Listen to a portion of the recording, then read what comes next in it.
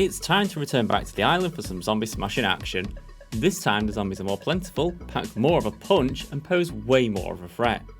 The sequel to the original title has been in the works for what feels like forever, and we have got our hands on a one-way ticket to Los Angeles for some zombie-filled action.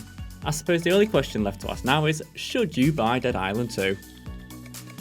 Let's dive in at the deep end here and take a look at the combat. A vast amount of improvements have been made since the first game, with a lot more focus being placed on making each one of your shots feel like it has made an impact.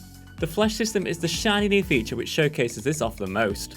It elevates the gameplay and violence for the players. But what exactly is it? Flesh stands for Fully Locational Evisceration System for Humanoids. And to be honest, that's exactly what it does. If you slice an arm with a sword, it will fall off. You will see limbs break apart from a sharp weapon. You can fight a zombie for a while and just get more damage, more feedback, and a real feeling that the zombies are made of something. It adds a sense of realism to the whole zombie fighting experience, which is quite a bizarre sentence to say out loud. You can see blood clouding the entire body of a zombie if you strike it so many times. The flesh will get torn off from the bone. It's absolutely gross and it's definitely not for the faint of heart. However, it does add that necessary feedback, so you know that you're causing damage with your blunt, sharp and melee weapons. There's a certain thump and impact feeling that can really make you feel like you've whacked a zombie proper good.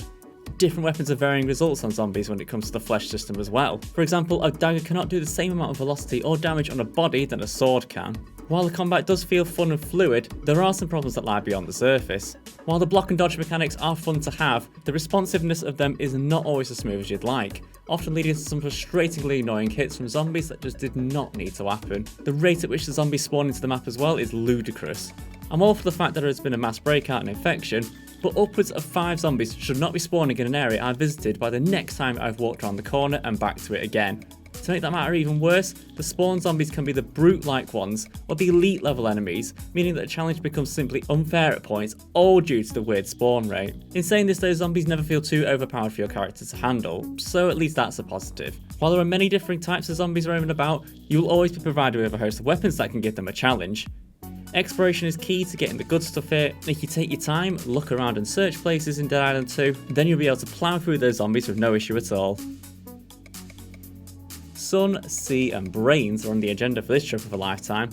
Dead Island 2 brings back the sunny beach-like experience we saw in the original, and throws us smack bang in the middle of LA. The whole game feels scaled down compared to the original, with a lot more emphasis on close quarter exploration and essentially breaking into millionaires' mansions. The game feels very linear up until you unlock the beach section, only then do you really feel like you can stretch your legs and fully explore everywhere. I feel like this lack of exploration will be a factor that causes a lot of annoyance to people. The linear approach to the environments and exploration elements will not be one that appeals to folk who enjoy a world that is open for them to do whatever they fancy. But for me, linear was perfect. It was easier to explore, I knew where everything was, and I was able to find a whole load more secrets and loot locations without having to spend a whole bunch of the game travelling about.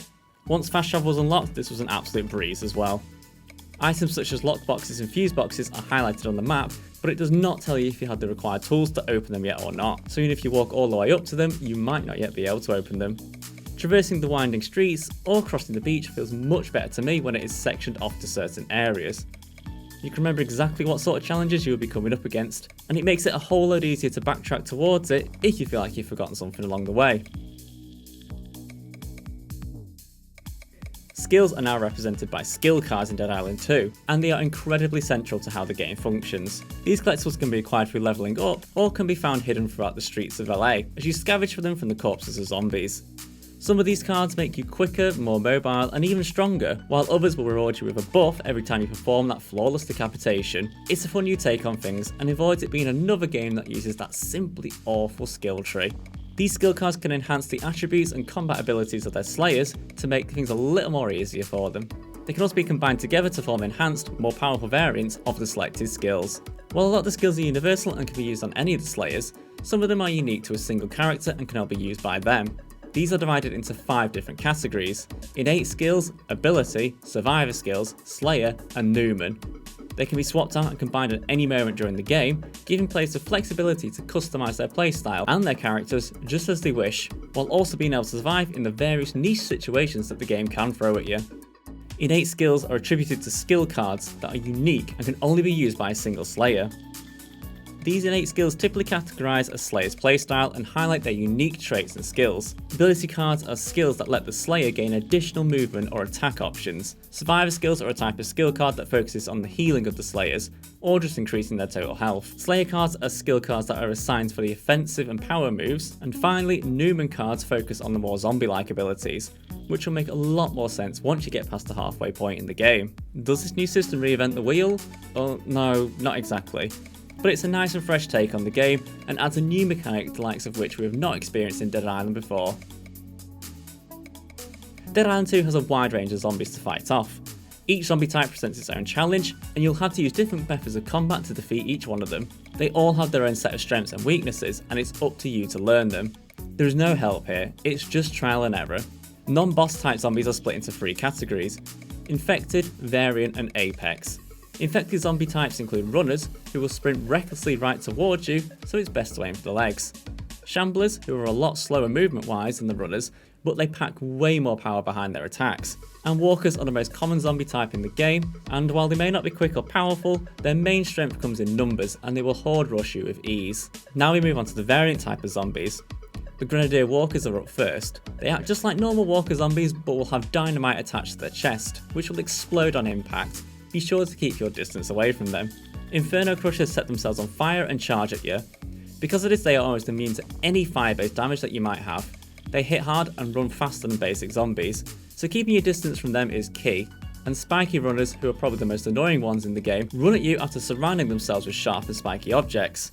Their attacks deal even more damage because of the sharp objects they have covering themselves, so it's best to keep your distance and hit them with as much firepower as you've got. Now we have the Apex zombies. Crushers are slower than most of the basic zombies, but if they do catch you, a single attack may prove fatal. The Screamer is probably the strongest zombie in terms of control. While they aren't as strong as Crushers in direct combat, their screams are extremely disorientating. If you get caught unaware, the screams can disrupt your strategy entirely and knock you back to square one.